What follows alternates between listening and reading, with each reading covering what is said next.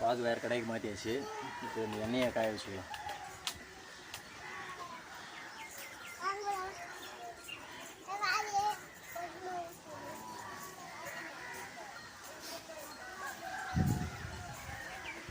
எண்ணெய் நல்லா காயிற வரைக்கும் வெயிட் பண்ணிக்கலாம்.